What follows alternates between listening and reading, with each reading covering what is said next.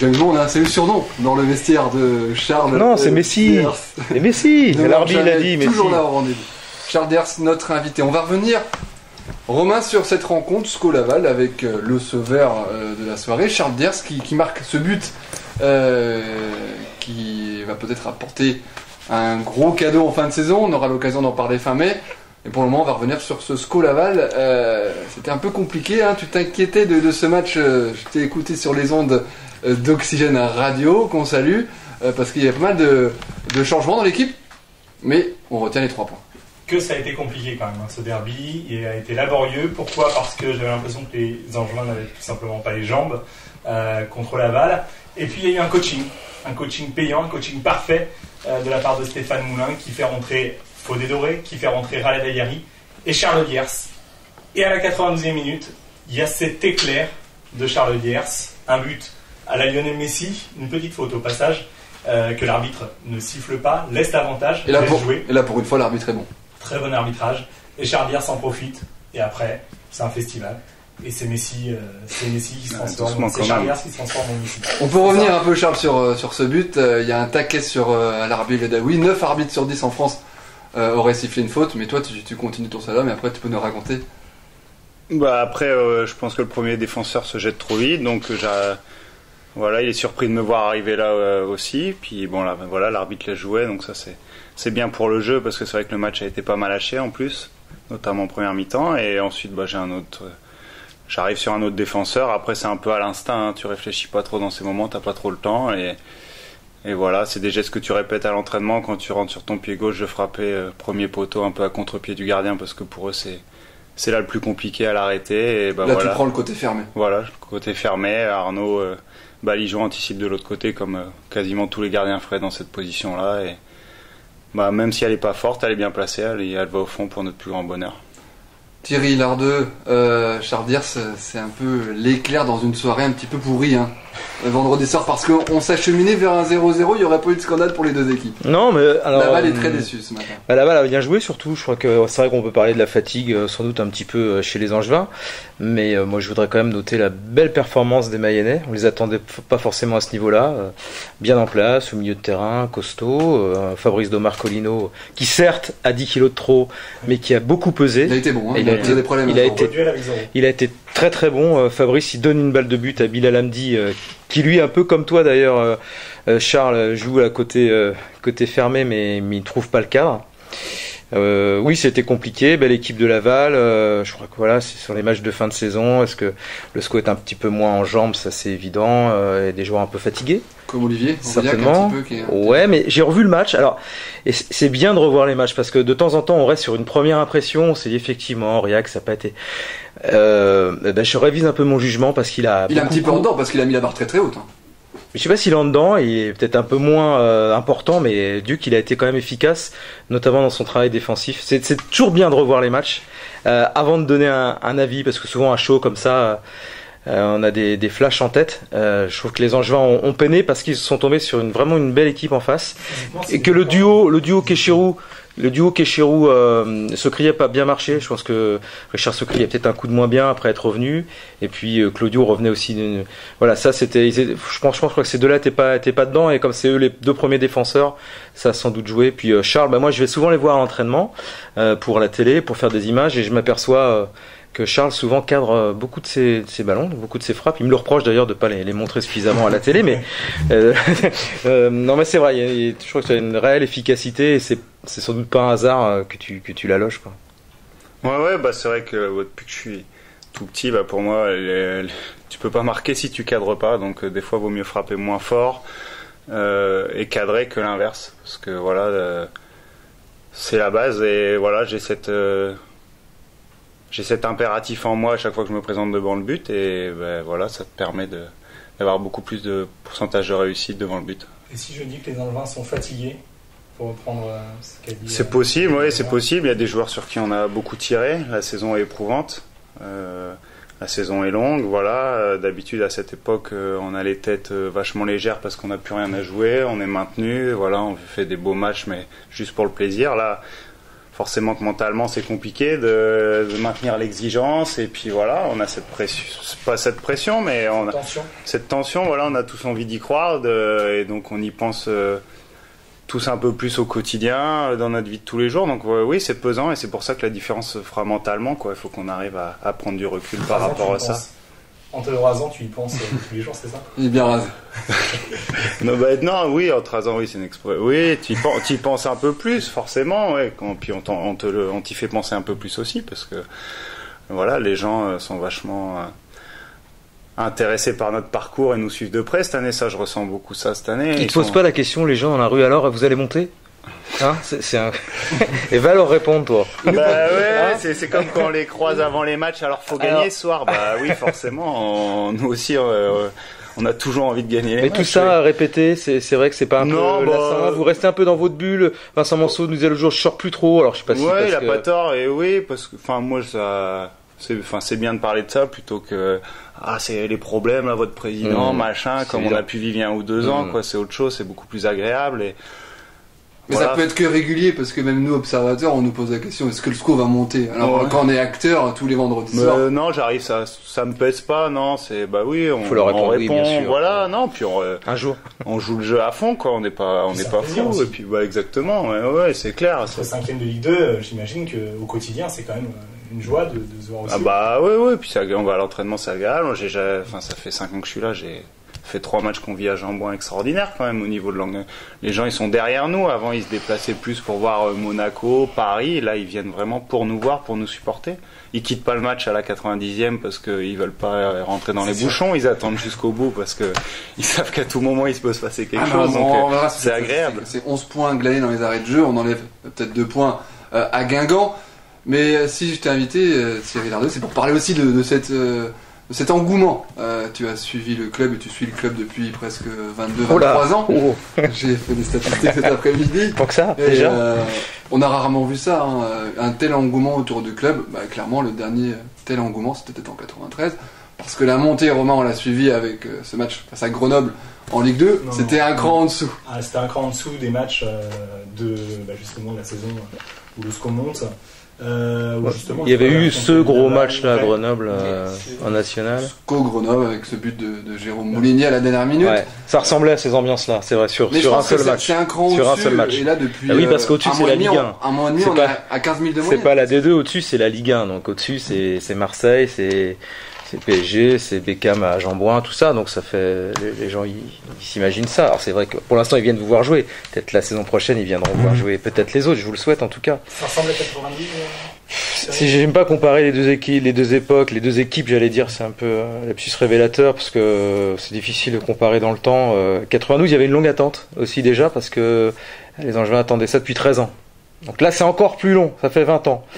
Les anciens, ils le disent, j'ai envie de voir le SCO en Ligue 1 avant de partir. Mais contrairement à 92, 93, les Angevins sortaient déjà de 2 très bonnes saisons.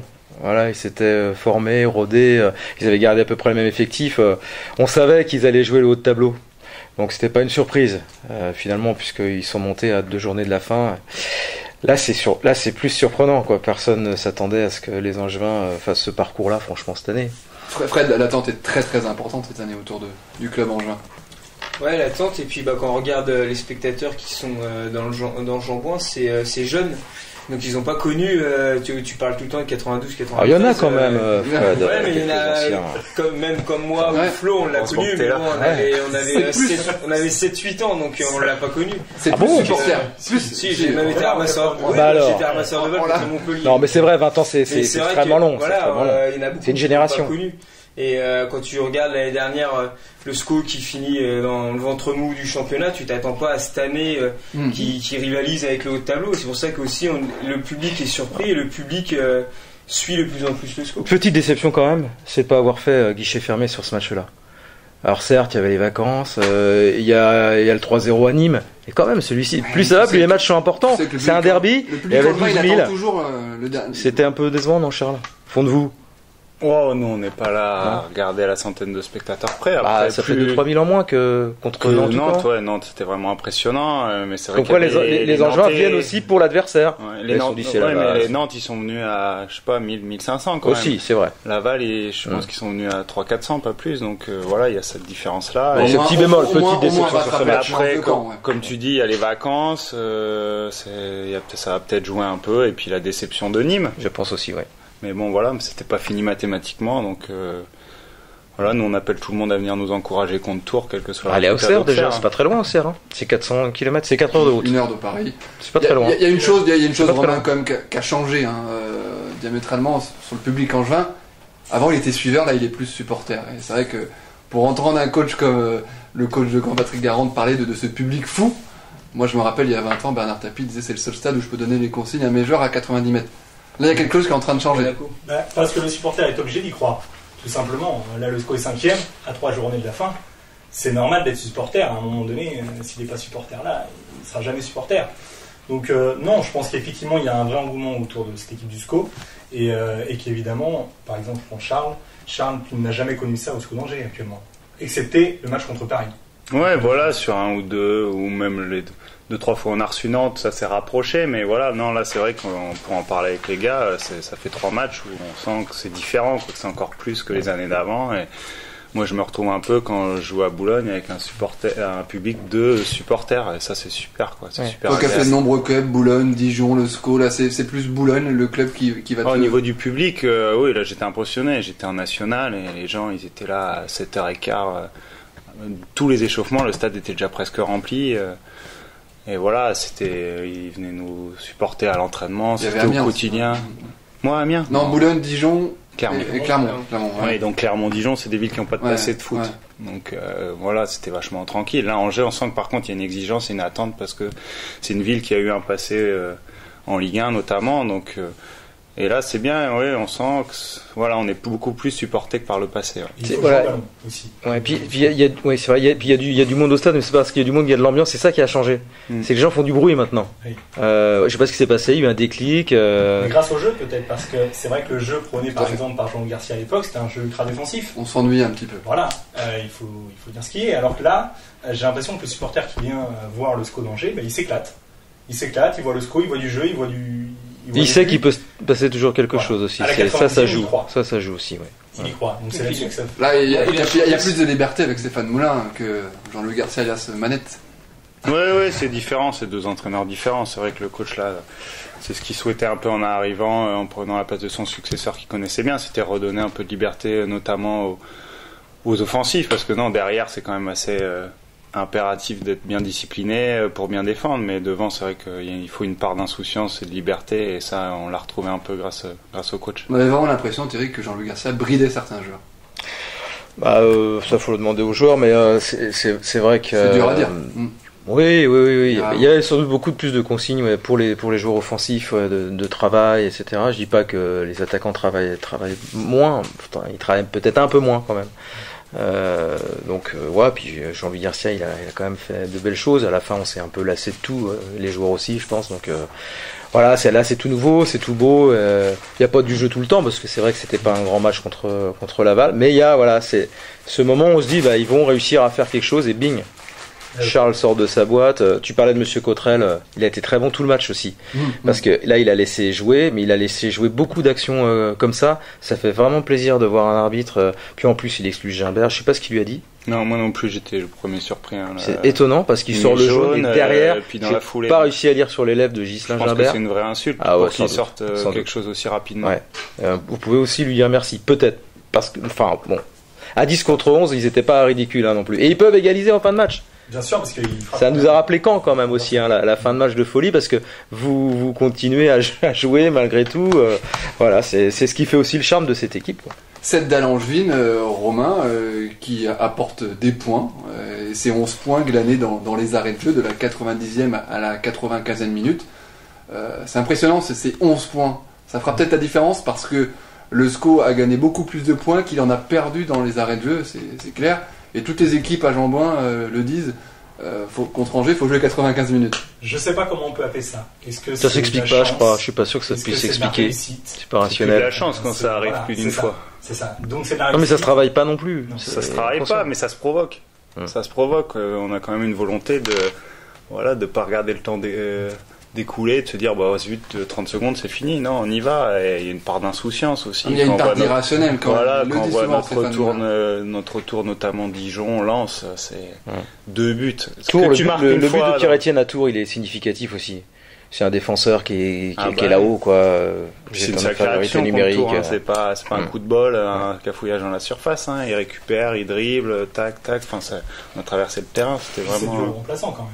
Aussi. Quoi C'est du remplaçant. Bah, oui. Ce sont pas des remplaçants, ce sont des joueurs qui rentrent, Voilà. dit C'est Stéphane ça. Moulin. Oui, C'est ça la souvent. différence, c'est-à-dire que par rapport à nos clubs, déjà, dans certains clubs, il n'y a pas de coaching, très peu. Où, voilà, Stéphane Moulin, il ose, il tente. Je crois qu'il fait rentrer. Enfin, je crois que tu rentres à la 60e. Ouais, j'étais même surpris parce que quand j'ai vu les 2 attaquants rentrer tout de suite, je me suis dit, je vais rentrer à 10 minutes, 10-12 minutes avant la fin, ou Yorick, enfin l'un de nous deux, parce que voilà, le coach il va s'assurer en cas de pépin. Oui, mais il faut prendre des risques. Si tu provoques pas là, tu l'auras pas là. Il faut rendre hommage à Stéphane Moulin qui emmène souvent dans ses joueurs sur le banc. Il y a peut-être qu'un joueur défensif et ça c'est incroyable Bah, il y en a pas. pas ce week-end, Ce week-end, mais il y en avait pas. À domicile, il y en c'est a plus depuis un moment. Hein. c'est incroyable. Oui, c'est Stéphane Moulin. Il faut attaquer, il faut gagner en pratiquant un beau football. Et on va Stéphane Moulin et je pense que les joueurs lui donnent raison. Et on va rejoindre donc les propos de Charles, hein, qui est notre invité ce soir dans l'équipe du lundi, qui dit que la chance, ça se provoque. Il en parle souvent, ça, Stéphane Moulin, ce côté irrationnel. Tu le rencontres souvent jeudi. Il est porté par quelque chose. C'est ça. Il y a C'est presque spirituel, quelque même. chose de spirituel. Ça, ce qui est incroyable, c'est-à-dire qu'évidemment, ça arrive tellement souvent qu'on se dit, mais c'est pas possible. C'est vrai que généralement, quand un club est au sommet et puis arrive à faire des coups comme ça, généralement on dit il a la chance. Vous n'êtes pas allé à Lourdes en début de saison pourtant. Non. Hein Non. Hein. Puis le Pasteur, il était en face, hein, Oscar Evolo. Là. c'est ça. Non, on en a qui s'en rapprochent dans le vestiaire. Oui, c'est vrai. Marc-André, notamment, un bon prêcheur. C'est vrai que Il y a ça peut-être arrive de ça. souvent, quand même. Très souvent, de marquer dans les arrêts de jeu, de marquer dans les dernières minutes. Mais voilà, c'est une force, on veut pas lâcher, c'est tout. Puis aujourd'hui, avec la victoire à 3 points, le nul rapporte peu. Donc des fois, tu préfères. Je pense que sur toute la saison, le nombre de fois qu'on aura pris le risque d'aller gagner en même temps, le risque de le perdre, ça aurait été bénéfique. Si tu gagnes pas, c'est mort. Hein. Si tu gagnes pas vendredi dernier, 4 points, 3 matchs, c'est allez, comme mathématiquement, c'est ridicule de dire ça parce que c'est déjà très compliqué. Ça l'est. Je pense qu'il y a 60% de chances que Guingamp. Pour moi, aille en Ligue 1, parce qu'ils ont quand même un calendrier favorable. Maintenant, il peut se passer beaucoup de choses. Je dis pas que Nantes va pas faire une contre-perf ce soir, d'ailleurs. Mais est-ce qu'ils vous ont surpris, Thierry, ces Angevins, là, la 92e? Est-ce que, oui, un peu. Vu la rencontre, on était quand même. Vous êtes encore surpris? Oui. Bah, Attends, ouais. Vu la copie rendue face à Laval, on peut se dire. Non, parce qu'on se dit à un moment ça va pas passer. Et puis, mais depuis une quinzaine de minutes dans ce match, quand même les lignes étaient très très distendues. Il se passait beaucoup de choses. Il y avait des actions de part et d'autre. Donc on sentait qu'il pouvait potentiellement y avoir quelque chose. Bon, l'expulsion de Gimbert. Et ouais, il se passe un petit truc comme ça en fin de match. Après, à l'Arbi aussi, il fonce droit devant. Il fait un gros match encore. Hein. Il fait de très bonnes choses. Il y a cette combinaison avec toi, l'Arbi, le centre pour Ryan Frikesh qui passe. On se sentait qu'il pouvait se passer quelque chose. Après, là à dire que Charles allait dribbler 2 joueurs, mais la mettre, voilà, mais ça récompense aussi sa saison qui est très bonne. On va en parler. On va faire avec Romain un focus complet sur cette 35e journée de championnat. Et Caen, qui a impressionné un peu tout le monde. Et Caen, effectivement, qui est allé gagner à Monaco 1-0. Les autres résultats, Le Mans s'impose à Ajaccio 3-1. Angers Esco s'impose devant Laval 1-0. Guingamp Arles 2-0. Victoire de Châteauroux devant Nîmes 2-1. Celle de Dijon devant Sedan 4-2. Le Havre devant Istres 2-0. Match nul entre Lens et Tours 0-0. Et victoire de Serre à l'extérieur à Niort 1-0. Au classement premier Monaco 67 points. Deuxième Nantes 62. Troisième Guingamp 61. Quatrième Caen 59. Cinquième Angesco 59 points. On parle de la prochaine journée avec ce déplacement à Auxerre qui n'a rien à jouer, mais face à une équipe expansionnaire de Ligue 1, ça va être compliqué ce déplacement. Oui, ça va être compliqué, mais en même temps, bon, Auxerre n'a plus rien à jouer. Alors c'est jamais simple de se déplacer quand même en Bourgogne. Mais a priori, les Auxerrois, c'est vrai que depuis quelques temps, marquent le pas. Ils ont gagné la Niort, mais c'est vrai qu'avant, c'est une victoire sur les 5-6 dernières rencontres, je me souviens plus très bien. En tout cas, c'est ça. Donc, normalement, le SCO part favori quand même à Auxerre, mais ça sera pas facile. Ça sera vendredi soir, 20h, à écouter sur, bien sûr, la radio officielle Oxygène Radio, dès 20h sur le 103.3. L'équipe du lundi, chaque lundi de 19h à 20h. Vous faites des passes comme ça entre les radios ? On a évoqué de nombreuses fois super sub, super remplaçant Khaled Ayari. On va pouvoir parler de notre invité ce soir, Charles Diers. 5 fois buteur cette saison, Romain, 3 passes décisives, avec un but là ce week-end qui rapporte 2 points supplémentaires à Angesco. Charles Diers qui fait encore une très très belle saison avec cette étiquette de joueur de banc décisif. On peut revenir sur sa grande saison. Ouais, on parle de super sub mais pour Ayari, mais super sub aussi pour Diers, en quelque sorte, puisqu'ils sont tous les deux remplaçants et à chaque fois qu'ils rentrent, ils sont décisifs. Généralement, ils sont décisifs. C'est vrai que Charles a été régulièrement remplaçant cette saison, 14 matchs, 14 titularisations pour 34 matchs. Comment tu le vis au quotidien ? A priori bien, puisque c'est ta deuxième meilleure saison depuis ta première saison en fait au SCO où tu as effectivement réalisé 6 buts et 3 passes décisives. Là, c'est ta deuxième meilleure saison, donc tu le vis bien. Oui, de toute façon, je pense qu'il faut bien l'appréhender. Je vais pas me braquer parce qu'on me met sur le banc ou ça serait pas, ça irait pas dans le sens de l'équipe et ça serait me desservir aussi. Après, voilà, à chaque fois, vu la concurrence, même quand tu es sur le banc, tu te dis que autant être bon et être efficace pour pourquoi pas être titulaire le match après ou au moins avoir ta place dans le groupe. Donc voilà, c'est ça l'effet concurrence, quoi, de vouloir donner le meilleur de soi-même. Mais tu as progressé dans certains domaines, non ? Ou alors c'est le même Charles Diers Peut-être que je me sens bien cette année, que je me sens mieux dans le groupe et que voilà, ça se ressent aussi sur le terrain. Ouais, après le changement de coach, l'année dernière peut-être un peu, j'ai eu 6 mois un peu plus compliqués, personnellement, et là je me sens vraiment bien, et oui, ça se ressent sur le terrain, et c'est un rôle auquel je veux pas me cantonner, mais que quand je me retrouve dans cette position-là, j'appréhende bien, et ça me dérange pas. Ça, Thierry, c'est le vrai plus cette année, c'est que l'effectif, il y a une vraie profondeur. Yorick Ravet n'est pas disponible, quand Larry Badawi, voilà. Les postes sont doublés. Ouais, mais il y a beaucoup de clubs où les postes sont doublés, mais où les joueurs de banc n'apportent pas la pierre à l'édifice. Là, c'est une force cette année d'évoluer peut-être à 20 joueurs. Oui, c'est aussi ce qui était voulu. C'est vrai, quand tu regardes le banc vendredi soir, avec Yorick, Charles, à droite, c'est pas mal quand même. T'as Ayari qui peut rentrer. Offensivement, en tout cas, tout est doublé. Je pense que ça fait partie de l'émulation. Si c'est bien vécu, et ça l'est, tant mieux. Je crois aussi que c'est ça la force, parce que ça ne pourrait ne pas l'être. Ou alors si ça ne l'est pas, il nous le cache bien. Mais je pense que s'il y a les résultats, c'est que vous le vivez puis plutôt bien. Je pense qu'il y a un grand respect entre tous les joueurs qui cherchent pas à se tirer dans les pattes quand c'est l'un ou l'autre qui joue. Et voilà... les choix du coach sont respectés. Je sais que la fois dernière, j'étais le premier à sauter du banc quand Yorick a marqué. Inversement, quand c'est, enfin voilà, c'est des petits signes, mais c'est la base, la base de la force d'un groupe. Mais c'est pas le cas partout. Non, c'est pas le cas partout. Ça a sûrement pas été le cas ici quelques saisons avant. Voilà, mais il faut des gars intelligents, il faut des gars qui se respectent. Et quand t'as ça, voilà, tu peux voyager parce que le gars, tu sais, même s'il débute, tu sais qu'il va tout donner et que derrière, le gars qui va rentrer, il va pas foutre en l'air le boulot et qui va tirer dans le même sens, et c'est vachement important. Parfois, ça peut se comprendre, quand même. Enfin, je veux dire, dans le sens où quand t'es bon et que t'es remplaçant et qu'à chaque fois on te met remplaçant, c'est pas forcément facile non plus. Ah non, ça c'est sûr, oui. C'est vrai que là, quand j'ai enchaîné des bonnes rentrées, souvent le coach derrière, il m'a mis titulaire. Et Yorick, il est rentré ou un autre, il a été bon, et ben voilà, et c'est une rotation saine. Et tu sais que voilà, quand tu seras bon, tu seras titulaire. Et après, des fois, en fonction des adversaires, des spécificités de chacun, le coach adapte aussi les joueurs en fonction de ça. Donc c'est tout un ensemble qu'il faut bien appréhender. Et quand ça se passe comme cette année, voilà, on voit que les résultats suivent et c'est mieux pour tout le monde, quoi. On peut parler, Charles, de ta plus belle saison au SCO d'Angers, clairement. Ou tu vas peut-être la mitiger en disant que le temps de jeu, Romain, 1374 ou 373. Ce sera la plus belle s'il monte. Et 34 apparitions dans le groupe. Oui. Est-ce qu'on peut parler de la plus belle saison ou tu la mitiges un petit peu sur ces 1300 minutes? Non, si, moi j'aime bien faire les bilans quand c'est fini.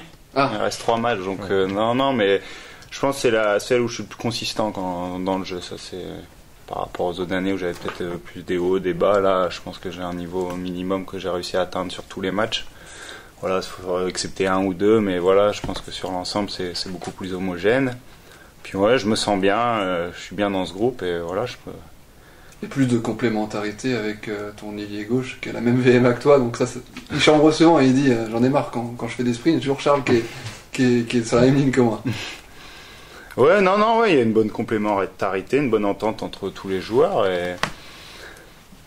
Ouais, parce que ça on l'a souvent vu. Faut monter maintenant, voilà, Charles, c'est ça, bon, quoi. Ça serait une belle saison. Ça serait une belle récompense. On l'a souvent vu, hein, Thierry, Romain, Fred, cette équipe angevine, des fois qui penchait à gauche avec un magique Philippe Brunel. Là vraiment, il n'y a pas un côté qui est plus que l'autre. Non, d'autant qu'en plus, souvent l'arbitre passe à droite, ça a été le cas en début de match parce que des fois c'est bloqué, donc les deux excentrés changent permutent.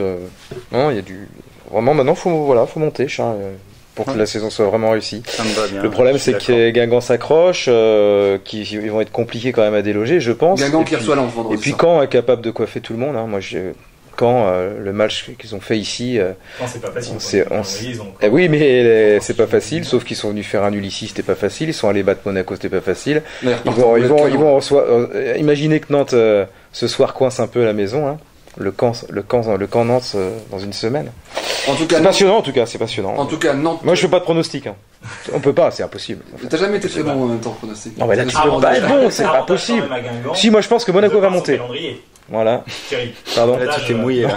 Avantage. Oui, léger avantage. Pour ça, moi, je dis 60-40 quand même. Je me mouille un petit peu.